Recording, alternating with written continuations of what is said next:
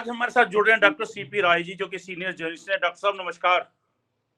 नमस्कार। नमस्ते भाई जी। डॉक्टर साहब, आज एक घटना हमारे कहते हैं न्यायपालिका के इतिहास में बड़ा एक कलंक माना जाएगा कि सुप्रीम कोर्ट के chief justice B R Gavai ji, जो कि एक दलित फैमिली से आते हैं, और आज उनके ऊपर सुप्रीम कोर्ट में ओपन कोर्ट के अंदर जूता फेंका गया। और ये जूता भी जो है सर, एक सुप्रीम कोर्ट के जो एडवोकेट है, कोई आम आदमी नहीं है, कोई पीड़ित नहीं है, बाकायदा वो एडवोकेट है और सुप्रीम कोर्ट बार में एनरोल है 2011 से, और उन्होंने ऐसी हरकत की। और इस हरकत के पीछे उन्होंने वजह ये बताई कि खजुराहो के अंदर कोई मूर्ति है प्रभु की, भगवान जी की, वो खंडित होनी थी, तो उसकी बहाली की मांग की थी उन्होंने, और उन्होंने उसमें याचिका लगाई थी। और चीफ जस्टिस साहब ने ये 16 तारीख को है, उसी के आसपास की बात है, वो खारिज कर दी थी, सुनने से मना कर दिया था कि इस प्रकार की याचिका हम नहीं सुनेंगे। और ये फिर साथ में उन्होंने एक टिप्पणी कर दी थी कि अपने प्रभु से कहो कि वही ठीक कर लें। तो इस टिप्पणी से नाराज होकर वकील साहब आज ओपन कोर्ट में आए और उन्होंने चीफ जस्टिस साहब पर जूता फेंका। वो अलग बात है कि पुलिस ने उनको, सिक्योरिटी ने उनको पकड़ लिया, बाहर लेकर उसके बाद वो नारे लगाते हुए गए, सनातन जिंदाबाद, सनातन जिंदाबाद। और ये गवई साहब की भी एक अच्छी बात है कि गवई साहब ने अपने मुंह से कोई इंस्ट्रक्शन नहीं दी और कोई बात नहीं, ऐसा होता है, आप जो है प्रोसीडिंग आगे स्टार्ट कीजिए, और कोर्ट में आगे सुनवाई शुरू हो गई। तो सर, क्या सनातन के नाम पर इस प्रकार की घटना, वो भी एक एडवोकेट जो कि कोर्ट का ऑफिसर कहलाता है? जी सर। महेश जी, अभी तक जो जानकारी मिली है वो वकील साहब आरएसएस से जुड़े हुए हैं। ओके। 1948 में महात्मा गांधी को गोली लगी थी। थोड़े दिन पहले राहुल गांधी को सीने पर गोली मारने की भी बात कही गई है, बिल्कुल, और इसी संगठन के द्वारा कही गई है। सुप्रीम कोर्ट जब से बना है उसके इतिहास में पहली घटना है कि किसी सर्वोच्च न्यायाधीश के ऊपर जूता फेंका गया है। लेकिन उससे बड़ी बात है, जो मैं शुरू से कई साल से कह रहा हूं, कि किसी समाज को बिगाड़ा तो जा सकता है, लेकिन फिर उसको ठीक करना बहुत मुश्किल होता है, वो किसी के बस की बात नहीं होती। आरएसएस ने जो इतने 100 साल से जो कर्म किए हैं, जिस तरह से भारतीय समाज को बिगाड़ा है, जिस तरह हिंदू समाज को बिगाड़ा है, और जिस तरह गोडसेवादी तत्वों को पैदा किया बड़े पैमाने पर, वो पैदा तो कर दिया, लेकिन कई बार क्या होता है, वो भस्मासुर साबित होते हैं, और फिर आप चाह करके भी उनको वापस नहीं कर सकते, उनको सुधार नहीं सकते। उसका ये परिणाम है। यहाँ पर जो कुछ भी हो रहा है, उन सारी घटनाओं का परिणाम आपको फ्रांस में, ऑस्ट्रेलिया में, इंग्लैंड में, अमेरिका में, कनाडा में देखने को मिल रहा है। यहाँ पर आरएसएस और बीजेपी के लोग जो कर रहे हैं, उसके बदले में उन देशों में भारतीय लोगों को देखते लोग गो बैक, गो इंडिया कहने शुरू कर देते हैं। ये एक नया अभियान शुरू हो गया, जो पहले गल्फ में शुरू हुआ था, जब वहां की राजकुमारी ने भारत के एक कमेंट पर जब ऐतराज जाहिर किया था, जब सऊदी अरब की राजकुमारी ने, उसके बाद वहां से भारतीय लोगों को निकालने के लिए बाकायदा हैशटैग गो बैक का एक अभियान शुरू हुआ था। वो अभियान सारी जगह शुरू हो गया है। ये जो घटना घटी है बहुत शर्मनाक है। दलित है वो अलग बात है, दलित होना अपनी जगह है, लेकिन वो सर्वोच्च न्यायाधीश है भारत के। ठीक बात। दूसरा एक इसका पक्ष और भी पहलू है कि आखिर ये हिम्मत कैसे पड़ी कि न्यायाधीश सर्वोच्च न्यायालय में कोई सर्वोच्च न्यायाधीश के ऊपर जूता फेंक दे। क्या न्यायपालिका जिस तरह से बात की है, बात आपकी बहुत दमदार है। ये वही मैं कह रहा हूं कि क्या न्यायपालिका भी ऐसा कुछ काम कर रही है कि लोगों की निगाह में उसका जो एक सम्मान हुआ करता था, क्या वो सम्मान घट रहा है? उसके बारे में जो लोगों के मन में एक आस्था हुआ करती थी, लोग वहां जाकर श्रद्धा से जज को देखा करते थे और उम्मीद करते थे कि यहाँ पर न्याय मिलेगा। क्या वो न्याय की उम्मीद घटी है लोगों की? ये किस्सा अलग है। ये किस्सा तो बिल्कुल अलग इसलिए है कि सनातन शब्द के बारे में ये एक ऐसी चीज हो गई है जिसको कोई भी इस्तेमाल कर लेता है। वहां पर बाहर अगर मीडिया के लोग हों, और अगर हमारे मीडिया के हमारे माध्यम से अगर उस तक बात पहुंच रही हो, तो मैं तो चाहूंगा कि मीडिया के लोग उसका एक इंटरव्यू कर ले उस आदमी का जिसने कहा कि सनातन पर हमला नहीं सहेंगे। सनातन शब्द क्या है, सनातन का मतलब क्या है, उससे सिर्फ सवाल पूछ लें, तो वही परिणाम निकलेगा जो राकेश सिन्हा का परिणाम निकला था। आपको ध्यान होगा कि आरएसएस ने एक अभियान चलाया था कि भारत में रहना होगा तो वंदे मातरम कहना होगा। और एक टीवी चैनल पर डिबेट हो रही थी। राकेश सिन्हा मेरे बहुत अच्छे दोस्त हैं, दिल्ली यूनिवर्सिटी में प्रोफेसर हैं और आरएसएस के वो प्रवक्ता हैं। राकेश सिन्हा उस डिबेट में थे, दूसरी तरफ एक मुस्लिम साथी डिबेट में थे। वहां पर पत्रकार को जो भी समझ में आया, उसने राकेश सिन्हा से ही कह दिया कि जरा वंदे मातरम आप सुना दीजिए। तो राकेश सिन्हा बगले झांकने लगे। कई बार उनको इंसिस्ट किया कि आप वंदे मातरम सुनाइए, लेकिन वंदे मातरम की 4 लाइन वो नहीं सुना पाए। उनके मुकाबले में जो मुस्लिम साथी वहां बैठे थे, उन्होंने पूरा वंदे मातरम गा के दिखा दिया। अगर इस सनातन का नाम लेने वाले लोगों के भी इसी तरह से इंटरव्यू करने शुरू कर दिए जाए, सनातन क्या है पहले जरा वो बता दो, तो उनको भी वही शर्मिंदगी उठानी पड़ेगी जो राकेश सिन्हा को उठानी पड़ी थी।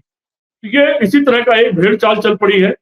मस्जिदों के सामने नाचने वाले नौजवानों की जो फौज खड़ी की है आरएसएस ने, ये भारत में कितना शर्मनाक है। इस तरह से नाचने वाले कौन सी जमात को हम क्या कहते हैं, वो अपनी जगह है, लेकिन नौजवानों को कोई रोजगार देने के बजाय, उनको देश के लिए प्रेरित करने के बजाय, उस स्वरोजगार के प्रेरित करने के बजाय मस्जिदों के सामने नाचने की एक फौज बनाई गई है, वो इस देश के लिए बहुत कलंक साबित होगी।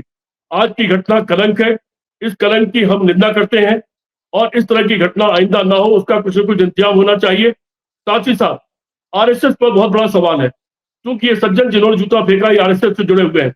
आरएसएस के चीफ मोहन भागवत को आज सफाई देनी चाहिए। रोज प्रवचन कर रहे हैं वो, रोज तमाम आदर्शवादी बातें कर रहे हैं अपना चेहरा सुधारने के लिए, क्योंकि आरएसएस को लेकर के पूरी दुनिया में कई सवाल उठ गए हैं।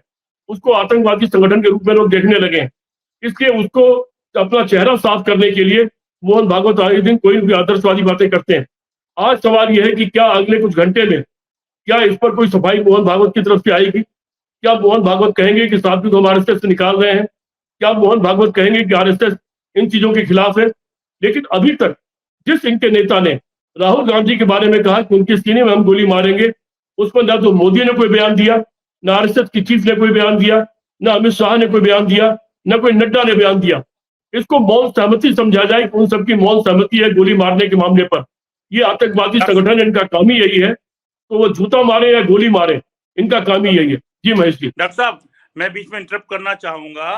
जी, मैं आपको 4 उदाहरण देता हूं। जो हम तो क्राइम रिपोर्टिंग भी की है, लीगल रिपोर्टिंग भी की, अभी तो कर ही रहे हैं, सुप्रीम कोर्ट की रिपोर्टिंग हम लोग करते हैं। और सर ये आप पॉलिटिकल भी अब शुरू कर दिया है। तो सर मैं एक चीज बताता हूं आपको कि जो आसपास के लोग जिस प्रकार से उकसाते हैं, फॉर एग्जाम्पल कड़कड़डुमा कोर्ट के अंदर एक बदमाश को गोली मारी गई और ओपन कोर्ट में जहां जज साहब बैठे हुए थे। पहली बार ऐसी घटना हुई है कि जहां कोर्ट रूम के अंदर जज सुनवाई होती है, वहां पर वो दोनों लड़के थे जिन्होंने गोली मारी, वो 18 साल से कम के थे। उनको नहीं पता हम क्या अपराध कर रहे हैं। तो जो आसपास का माहौल था, सर प्लीज सुनिएगा, वो उनको उकसाता था, तो उकसाने में आकर उन्होंने घटना की। उसके बाद तो दूसरा देखिएगा कि अगर ये हम दिल्ली के मुख्यमंत्री पर लेते हैं कि दिल्ली के मुख्यमंत्री पर जिसे थप्पड़ मारा, वो थप्पड़ मारने की वजह अभी तक क्लियर नहीं हो पा रही कि कोई आतंकवादी है या उसको कोई लाखों का लोन था, कोई प्रॉपर्टी कब्जानी थी, या वो हत्यारा है। वो कहीं ना कहीं उकसाया गया। उकसाने में आके कितनी दूर से आया गुजरात से, और यहाँ पे फिर रात को में रुका, थप्पड़ मारा। और सर एक चीज और सर, जिस प्रकार से ये कहा गया है कि राहुल गांधी के सीने पे गोली मारेंगे, सर जिसने कहा उसने कहा नहीं, कहा से कोई मतलब नहीं है सर। मतलब ये कि कहीं ना कहीं कोई ना कोई उससे इतना ज्यादा उकसा जाता है इस बात से कि वो हीरो बनने के चक्कर में वो ऐसा अपराध कर जाता है। महेश जी, एक घटना नहीं घटी है। उत्तर प्रदेश की अदालत में गोली मारी गई, उत्तर प्रदेश में पुलिस की कस्टडी में इलाहाबाद में गोली मार दी गई एक भूतपूर्व सांसद और भूतपूर्व विधायक को। उसके नाम के आगे चाहे क्योंकि कोई खास शब्द लगा हुआ है इसलिए गोली मारी गई। आरएसएस और भाजपा की सरकार में इस तरह की गोली मारा जाना कोई बड़ी बात नहीं है, यह साधारण बात है। क्योंकि वो खुद एक आतंकवादी संगठन है। उसके बारे में जो सरदार पटेल ने चिट्ठी लिखी थी कि वो उकसाता है और उसके कारण ही गांधी की हत्या की गई, जिस तरह के उसके बयान और भाषण होते हैं। तो अगर आरएसएस रहेगा तो हिंदुस्तान नहीं रहेगा। हिंदुस्तान अगर रहना है तो आरएसएस को खत्म होना ही होगा। इसीलिए मैं कह रहा हूं कि अब बड़ा सवाल है कि आज मोहन भागवत को जवाब देते हैं या नहीं देते हैं, क्योंकि राहुल गांधी के गोली मारने के सवाल पर न तो नरेंद्र मोदी बोले हैं न मोहन भागवत बोले हैं।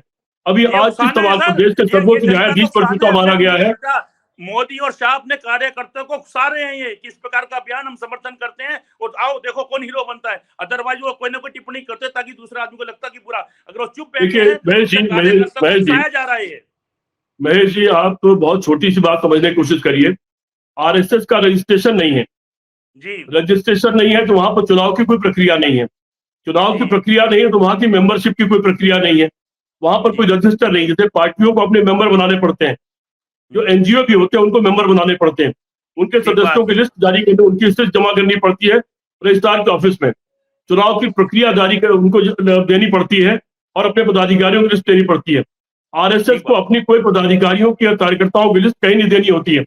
वो इस मामले में साफ बच निकलता है। आरएसएस का कोई आदमी गोली मारे या डकैती करे, आरएसएस साफ उसको बरी हो जाता है कि वो कहता है हमसे कोई मतलब नहीं है, ये हमारा आदमी नहीं है, और हम प्रूफ इसलिए नहीं कर सकते क्योंकि उनकी कोई मेंबरशिप नहीं है। तो इस तरह से आरएसएस बरी हो जाता है। और निश्चित तौर पर कोई नई सरकार आएगी तो आरएसएस को मजबूर करेगी कि अगर आप एनजीओ है तो आप उसमें रजिस्ट्रेशन कराइए, अगर आप समाज सेवी संगठन है तो आप उसमें रजिस्ट्रेशन कराइए, आप तथाकथित सांस्कृतिक संगठन है तो उसमें रजिस्ट्रेशन कराइए। कोई सरकार आएगी तो निश्चित तौर पर उस पर कार्रवाई जरूर करेगी। आज फिलहाल चिंता का विषय यह है कि आरएसएस ने जो गंदे बीज बोए हैं, जो इस तरह के लोगों को तमाम पैदा कर दिया हिंदुस्तान में, वो हिंदुस्तान के लिए आत्मघाती साबित हो रहे हैं। आप एक छोटा उदाहरण देख लीजिए, अभी सिंदूर हुआ, भारत पाकिस्तान के बीच युद्ध हुआ, पाकिस्तान के साथ 3-4 देश आके खड़े हो गए, भारत के साथ एक भी देश खड़ा नहीं हुआ। पहले पूरा जो गल्फ कंट्री था, सारे अरेबियन कंट्री थे, वो सारे भारत के दोस्त थे और वो हमेशा से भारत के दोस्त हुआ करते थे। अब वो समझौता कर रहे हैं पाकिस्तान के साथ। अभी आपने देखा दुबई का समझौता हुआ पाकिस्तान के साथ कि एक पर युद्ध हुआ तो दोनों को माना जाएगा।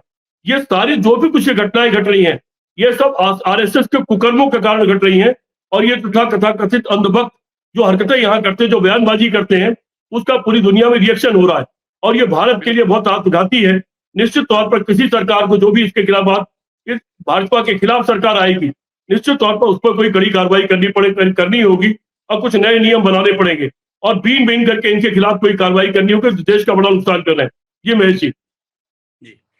डॉक्टर साहब, मैं एक चीज और बोलना चाहूंगा कि अभी जो है हाल ही में 2 अक्टूबर को आरएसएस का कितना बड़ा कार्यक्रम हुआ, उसके अंदर एक बार भी किसी ने भी महात्मा गांधी का नाम नहीं लिया। और जो नाथूराम गोडसे है, वो इतना बड़ा मर्द था। महेश जी, आप बोले उसके पहले बता दूं, महेश जी, बुजुर्ग जो भगवान का नाम ले रहे में गोली मार के हीरो बन रहा है वो। अरे उसके पहले बता दूं, आप 2 अक्टूबर को मेरे फेसबुक पर चले जाइएगा, ट्विटर पर चले जाइएगा, मैंने बकायदा बयान जारी किया है कि आरएसएस और बीजेपी ने महात्मा गांधी की जयंती नहीं मनाया। आरएसएस की शाखा उनके हेडक्वार्टर में ना महात्मा गांधी की जयंती बनाई गई, ना लाल बहादुर शास्त्री की बनाई गई। ये बयान जारी करके मैंने उनसे पहले ही सवाल किया हुआ है, उनसे उम्मीद भी मत करिए। मेरे कई दोस्त अभी अमेरिका में पिछले 6 दिन से, मैं नहीं गया हूं वहां, मेरे कई दोस्त अमेरिका में, क्योंकि अमेरिका में इस वक्त महात्मा गांधी के ऊपर विचार की श्रृंखला चल रही है। अभी वो लोग सब वाशिंगटन डीसी में थे, वाशिंगटन डीसी से सारे लोग अटलांटा पहुंचे हैं। अटलांटा में मार्टिन लूथर किंग सेंटर है, जहां मैं गया हूं पहले, वहां महात्मा गांधी पर हफ्ते में 3 दिन लेक्चर होता है। हमारे सारे दोस्त वहां महात्मा गांधी के बारे में लेक्चर देते घूम रहे हैं।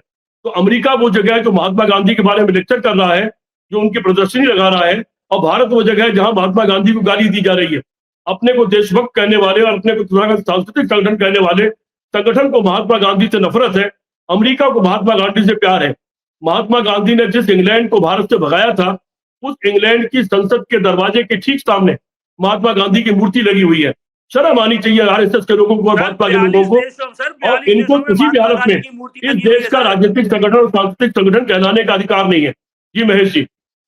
सर 42 देशों में हमारे महात्मा गांधी की मूर्ति लगी हुई है। 100 से ज्यादा, महेश जी 100 से ज्यादा। तो 20 राष्ट्रों के प्रमुख बकायदा राजघाट पे गए, नंगे पैर जाकर उन्होंने महात्मा गांधी जी की मूर्ति पर पुष्प विसर्जित किए, पुष्प अर्पित किए। सोचिए सर, 100 से ज्यादा देशों में महात्मा गांधी की मूर्ति है, तस्वीरें है, कोई इंस्टीट्यूशन है, वो अपनी जगह। लेकिन खैर आज विषय दूसरा था, मुझे लगता है उस विषय को खत्म करके समाप्त करते हैं हम लोग।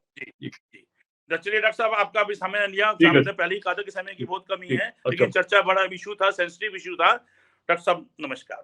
और आप हमसे जुड़े रहने के लिए सब्सक्राइब करें YouTube पर, फॉलो करें Twitter पर और लाइक करें Facebook पर। और ज्यादा जानकारी के लिए आपको टाइप करना होगा सिर्फ न्यूज़ नशा।